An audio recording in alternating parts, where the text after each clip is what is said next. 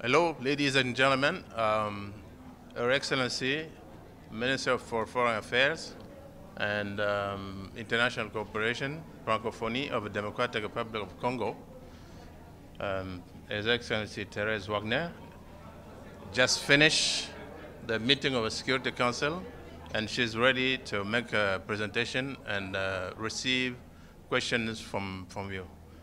Your Excellency, you have the floor.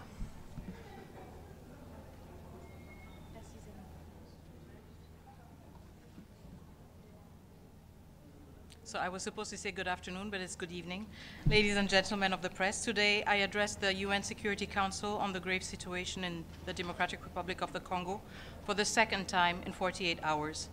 We are at a critical juncture, and I felt it was my duty to reiterate on behalf of the government and the people of the DRC the urgent need for decisive action by the Council. I welcome the fact that the Council has recognized Rwanda's responsibility for the violation of our sovereignty and our territorial integrity, as well as the violence currently unfolding in Goma. However, words have not been enough to end the human suffering and the aggression and onslaught on Goma. It is now time for the Security Council to act. Millions have been displaced, thousands are trapped in the besieged city of Goma with restricted access to food, water, electricity, security. Countless lives have been lost. Enough is enough. Rwanda cannot be allowed to continue to act with impunity, and I therefore called on the Council to act in defense of the principles of multilateralism and international law. The DRC welcomes the decision by Germany, not a Council member, to cancel its planned meetings next month on development aid with Rwanda and to urge Rwanda and the M23 to withdraw their troops. This is an example of the kind of action that we are calling for the rest of the international community to take, whether they are Council members or not. The Security Council should take note. They cannot remain silent or inactive any longer. As I stated in the Security Council today, we demand 5 immediate actions, very actionable and very precise.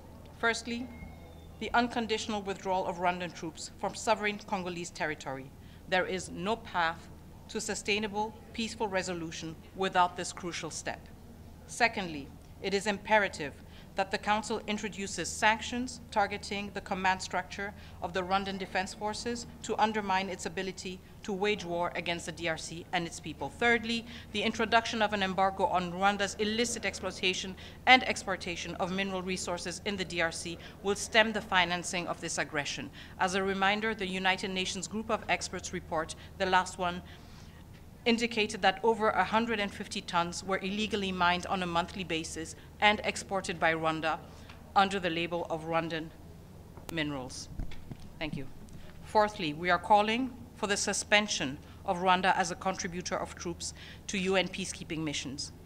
We need to end the double standard, where Rwanda is able to contribute to UN peacekeeping forces while its troops kill members of the MONUSCO mission and the SADC mission.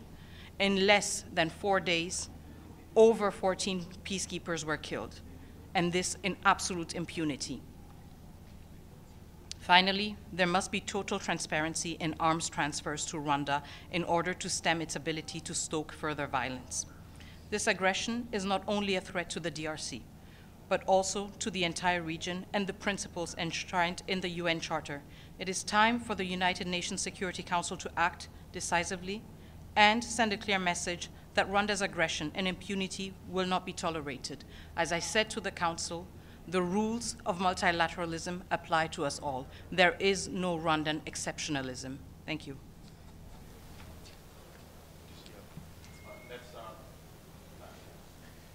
Yes. Minister Stefano Vaccara, La Voce New York Ital Press. We heard what the Security Council, they did a lot of speeches about which of the P5, which one is not doing and didn't satisfy you or what you expected, and why the Security Council is still not doing what you expected the Security Council to do? I think We took note of the statements made by all the members of the Council, P5 and non-permanent members. We also know that there are these public statements, but right now the Council is also meeting behind closed doors. And so what counts for us, most importantly, is the outcome of those deliberations. It is important, of course, to hear permanent members and non-permanent members be very explicit. We noted a change in tone in some of the speeches that we heard today compared to 2 days ago. We welcome it. Of course, we deplore the fact that it had to come to at the cost of more human lives. And what we are focusing on right now is the result of the deliberations of the Council. Just a quick follow-up is for the public that listen to you. Can you tell us what, for example, what member improved in the speech? Can you do some specific here? I don't have a full... Who is making, you know, who is making things slowly? Who should hurry up? Well, I think you know, watching the deliberations once more should be indicative enough. I think the reports that we have from the ground, the very compelling brief that was given by the DSRG, Vivian van der Perrig, gave us a good impression of the realities everyone is facing. And so I would rather invite those with this very specific curiosity to themselves analyze what the different members of the Council said. And I think this is also the important thing, the fact that everything is documented and history will be able to hold everyone accountable for their words or their silence. Thank you. Thank you very much, Foreign Minister. Lenka White from Russian RIA Novosti. If I can ask, please, have you tried to get in touch here or outside with the United States or Russia for additional help with the situation? Thank you. We have strong bilateral ties with nearly all members of the Security Council. When it comes to the permanent members, we have direct contacts and we have diplomatic representations in all of them. So I can reassure you that interactions have always happened, that we have always relayed our messages, and that we have always advocated for a strong stance of these countries that we all consider partners in the United Nations Security Council. So we engage with all stakeholders. Of course, we engage with the UN permanent, the permanent members of the Security Council with a more robust stance because they do have a privileged position of being permanent members of the Council, and that comes with specific responsibilities. And we do engage robustly with them to remind them of that. And we do it with all of them. Thank you. During your stay here, right? Of course, we engage with everyone. Okay, Thank you. let's make this way. Yeah. Go there, and we're going to come back. No. Thank you. Merci, monsieur. Madame la ministre, bonsoir. Karine Autonne de Radio France Internationale. Bonsoir. Je rebondis sur la question de mon collègue italien, puisque vous avez bien souligné ces deux derniers conseils, comment le Conseil était gelé, qu'il était silencieux. Est-ce que, à votre avis, le Conseil est gelé parce qu'il attend que l'Union africaine se positionne plus clairement?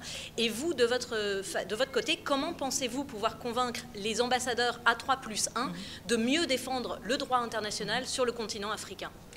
Alors, il y a une relation évidemment de subsidiarité entre les organisations comme l'Union africaine et les Nations unies.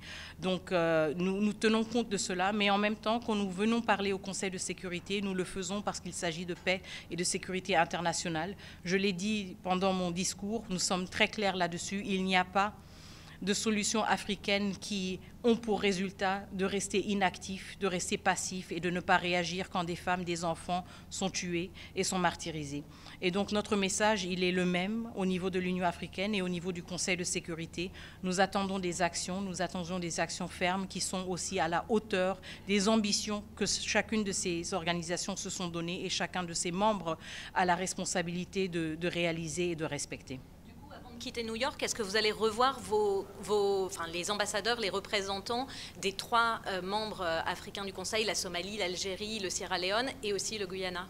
Alors, ce sont des échanges qui sont continus. Je suis ministre, donc je ne suis pas ici de manière permanente. Évidemment, nous avons une mission permanente qui a toujours des contacts très rapprochés avec tous les membres du Conseil de sécurité, y compris les A3+. Et donc, cet effort et ce travail va toujours continuer. Il n'est pas plus pressant ou plus tangible ou palpable quand je suis là. Il se fait toujours et il se fait avec abnégation et dédication justement dans l'effort de mobiliser plus de voix pour avoir des actions concrètes. Donc le travail va continuer. Foreign Minister, if I may. C'est la dernière. You've come with a long list, Sherwin Briceby, South African Broadcasting. You've come with a long list of demands in terms of action from this council, but you might be well aware that this council is notorious for inaction. So I wonder if you might not be better off finding solutions elsewhere. You know, there was a ministerial meeting which you participated in at the African Union, the Peace and Security Council today. Tomorrow, the EAC will meet at heads of state, I understand. Is that perhaps not the best game in town, given the inaction this council is notorious for? So, first of all, I don't think that I came with a long list. I think we could work on an even longer list. I came with 5 asks, very low-hanging fruits. So I think we were very reasonable and we were very constructive. I think if we wanted to obstruct and if we wanted to disrupt the work of the council, we could have come with a different list. But we have come with a list built on the results of the last report of the group of experts, not reports issued by the Congolese government, but with a direct link with what the group of experts has identified: natural resources, violation of territorial integrity, violation of no attacks or of not attacking peacekeepers. Also, the illicit exploitation of natural resources and the transparency in arms transfer. These are measures that the Security Council has used in many other occasions. We are from the DRC. We have been under a sanctions regime, so I know what I'm talking about. These are low-hanging fruits. It is not a long list. And we will not tire of holding every entity we are a member of accountable in terms of its responsibilities. Your expectations of the EAC and the AU?